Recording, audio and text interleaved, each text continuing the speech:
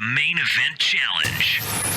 Anik. The time is most definitely now. Florian. I finish fights! I'm going to do everything possible to win. The main event challenge. The John Anik and Kenny Florian Podcast.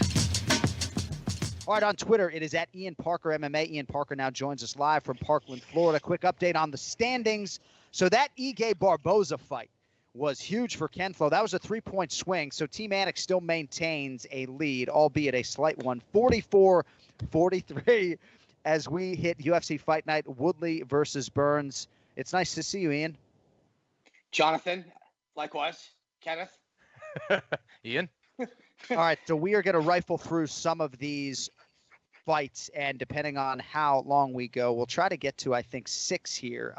We did do a Twitter poll on the main event between Tyron Woodley and Gilbert Burns. About 3,000 votes. 68% of you like Tyron Woodley to win. So I'll get that out there. Now we will get to the selections, and we will begin with the featured prelim in the flyweight division. So the sisters Shevchenko trying to hand Katlyn Chookagian back-to-back losses here. Antonina, the -145 favorite. Katlyn Chookagian comes back at +125.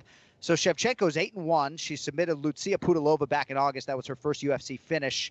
Chookagian on the other side, stopped by Valentina Shevchenko. That was a title fight earlier in 2020.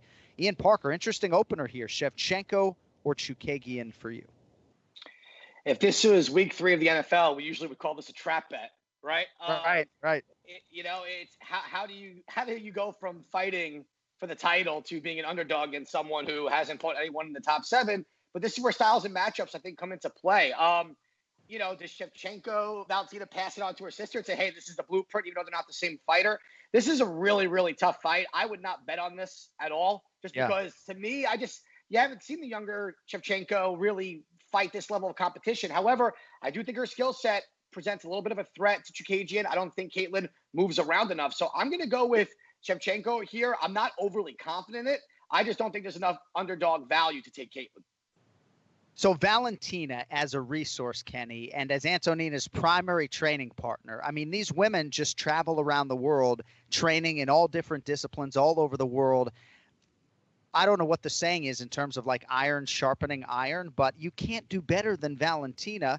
I was surprised that Antonina was favored here against the recent world title challenger Chookagian, but Vegas knows a lot more than I do. What do you think about the featured prelim kit? Well, I also think it's interesting the fact that obviously one of the Shevchenko sisters have already put into camp against Chookagian. So they already have a lot of information, a lot of intel. What better training partner than having someone who fought, your next opponent? So I think Shevchenko has an advantage for that reason. I do think Chookagian, if she's able to take Antonina down to the mat, things could get interesting. I don't think that's the strongest part of Shevchenko's game. I think that's where Chookagian has the advantage, at least positionally, where she can land some ground and pound, grind her out, get her tired or whatever. But I like Shevchenko here as well. I think this fight, for the most part, is going to be on the feet, and I think she outpoints her. All right, couple plays there for Antonina Shevchenko. That brings us to the main card opener in the strawweight division. Mackenzie Dern -420 versus Hannah Cyphers, who is +335. So Dern making her second start here since the birth of her first child last June. And as usual, KenFlo, a lot of respect here for Mackenzie Dern from the odds makers. How do you see her here against Hannah Cyphers? Yeah, I think that she's definitely a favorite. I was kind of surprised to see this big of a disparity in the. That's a big number. Yes, Mackenzie should win this fight. I think that, her striking, she's kind of struggled there in that department. She really is just kind of trading and showing a lot of toughness, no doubt. But the way that, she's a grappler, she's a world-class grappler. She's one of the best women on the ground in UFC history. Why isn't she catering her striking to set up her takedowns more, as opposed to just kind of going into striking mode and then grappling mode? And it seems like she's still kind of getting used to that transition as a mixed martial arts grappler. So we'll see what kind of changes she's made. Mackenzie is just a sweetheart of a person. On a personal level, every time I've met her, she's been amazing. And if she can apply those same talents that she applied in the jiu-jitsu world, I think she can go very far. Let's see how she's improved. I do like her in this matchup. If she gets to the mat, Cyphers is in trouble. Let's see if she could do that. So Mackenzie Dern minus 420, Ian, but seems to be pretty focused. The reports are that her weight is pretty good, which is a pretty good indicator, I would think, for Mackenzie Dern.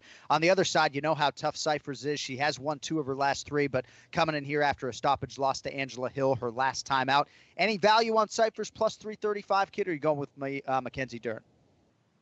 Oh, there's no value in this underdog here. And that's not a knock on Hannah Cyphers. Hannah Cyphers is already undersized for this weight class. She's one of the handful of women that would really benefit from an atom weight division. Here's the thing, right? This is a woman who just got taken down pretty easily by Angela Hill. And even though Angela Hill, we talked about her evolution, her overall game, she's nowhere near Mackenzie Dern in the grappling area. And to answer Kenny's point, why Mackenzie Dern's been having to strike, because fighting someone like Amanda Ribas, you can't just bull rush your way in and jiu-jitsu your way to a victory against someone who we are now seeing is going to be a top contender soon. However, I do think Vegas got this right based on matchup. I think Mackenzie Dern at minus 400 actually makes a ton of sense between size and style. So I like Mackenzie Dern here as well. All right, nicely done. We move on to the lightweight division. Couple of Dana White Contender Series graduates here. You got Roosevelt Roberts minus 300, Brok Weaver plus 250. So Roberts 9-1. Thought he bounced back pretty well from what was a tough first career loss to Vince from Hell Pichel, win over the rapper/fighter Alexander Yakovlev. Now he takes on Brok Weaver. Ian Parker, what do you think? 3-1 favorite for Roberts against Weaver. If we were betting on who I thought would win at the weigh-ins, Brok Weaver is one of the more intimidating guys when he gets in your face. However, I think his last fight, besides the illegal kick, there was just a difference there. In his last contender fight, I didn't think that was his cardio is what won for him there. Let's just put it that way. He wasn't out grappling anyone. He wasn't out striking anybody. I think he got a lot of clout in that fight because he was fighting one of the top prospects in the Contender Series. I think Roosevelt Roberts' experience in the octagon against some decent competition so far. I think the odds are way heavier than I expected. I thought maybe minus 185, maybe minus 200. On a betting standpoint, you can't touch this. But I think Roosevelt Roberts has the skill set to keep this fight standing, and I think his striking will get it done here.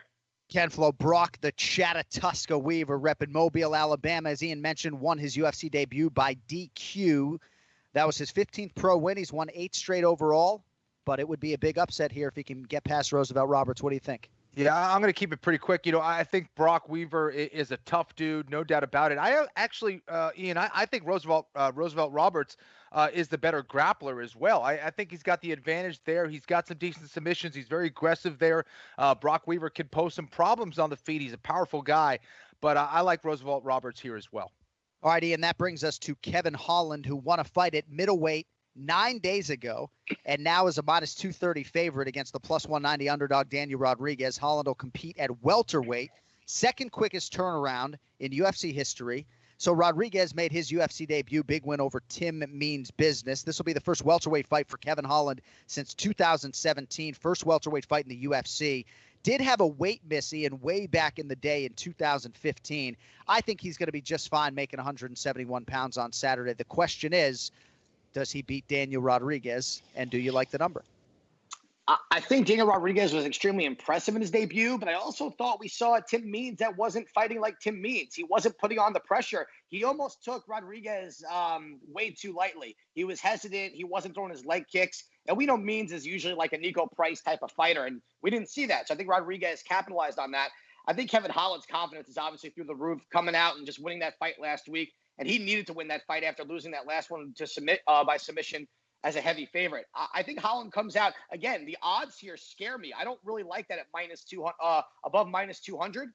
To be honest with you, because Tim Means is a pretty solid guy to get a win over. But I do think he wins this year. I think he has athleticism and his confidence right now is through the roof. So I'm going to ride the momentum here as well and go Kevin Holland.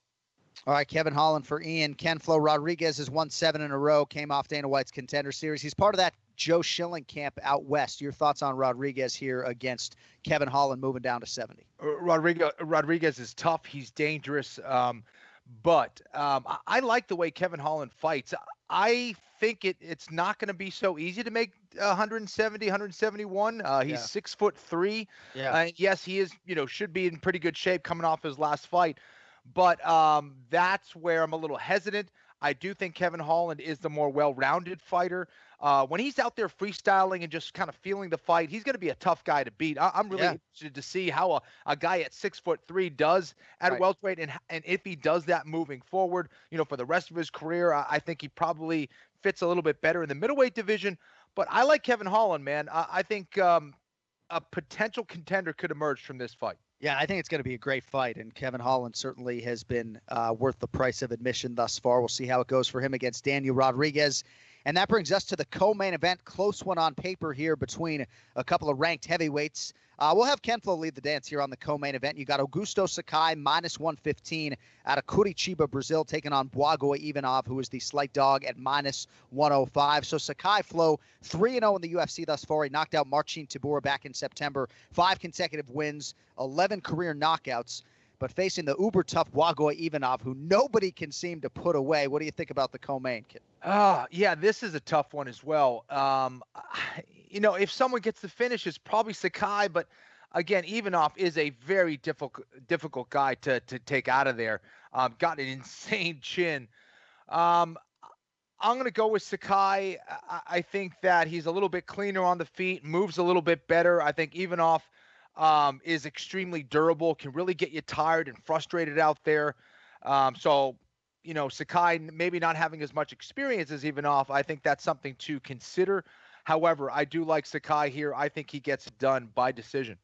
All right, Sakai by decision. KenFlo, you got to be careful walking to the window and placing a bet against Blagoy Ivanov. He's been Francis Ngannou's primary training partner of late, which certainly is something that it stands to reason could help him in this fight. So 4 UFC fights. It could hurt him in this fight, too. Yeah, Francis right. That's true. That's actually, yeah, right. That could go both ways, KenFlo. Don't fucking hurt the bush behind you, Kenny, by the way. Jesus Christ. So Junior Dos Santos over 25 minutes. Big Ben Rothwell, Tai Tuivasa, Derek Lewis. Nobody's been able to put Ivanov away. He has been in trouble at times, but just legendary chin. Fought through that stabbing, obviously, back in the day. Big win at the Combat Sambo Worlds over Fedor in 2008. The guy is tested, now trying to make a UFC run. What do you think about the co-main, Ian Parker? I thought Blagoy beat Derek Lewis. I think he is going to beat Sakai here, too. I'm surprised Kenny even said decision here because we haven't seen Sakai. Has he even gone 3 rounds? We've seen Blagoy have done it quite a few times. And just once? All right. Once, twice. Which one is it? 7 times. He's done it 7 times. He's knocked out 11. He's gone 3 rounds 16 times. I like Blagoy here. I think his wrestling, I think his clinch game, I think his cardio gets it done. That chin is something else, man. It holds up. And if Sakai doesn't knock him out in round 1, I think Blagoy takes him to deep water. So I like Blagoy here. And he's minus 105 for our purposes. Blagoy Ivanov, a slight underdog. All right, main event in the welterweight division.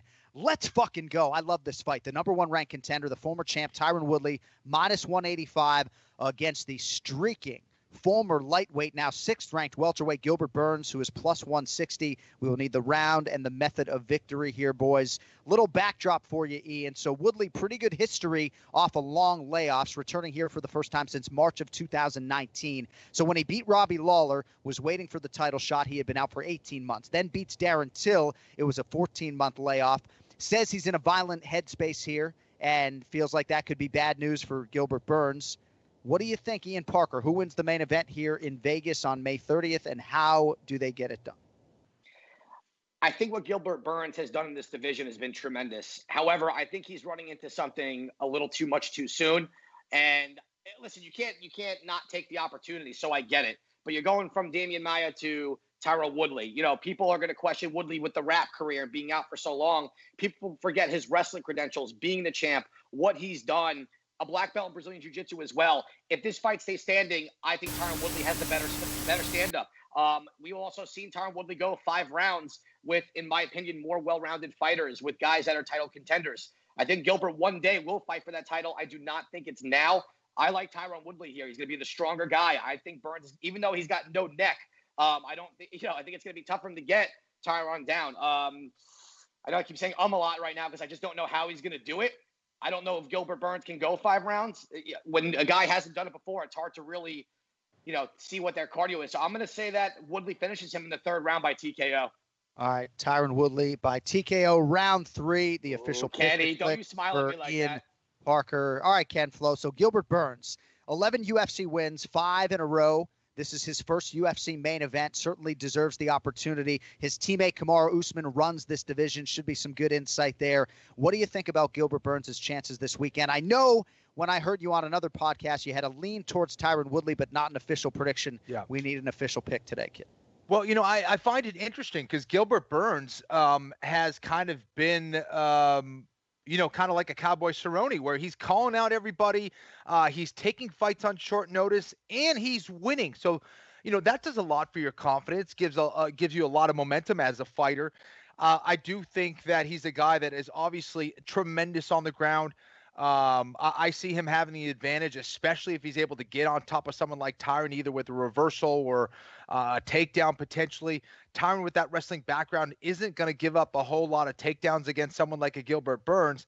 I think going 5 rounds in the past against guys like Wonder Boy, Damian Maia, I think that is such an experience advantage. And despite Gilbert Burns having a lot of momentum and confidence right now, you just can't make up for that level of experience. Now, where is Tyron's headspace at truly? Yes, he wants to go out there and hurt people and kind of make a statement.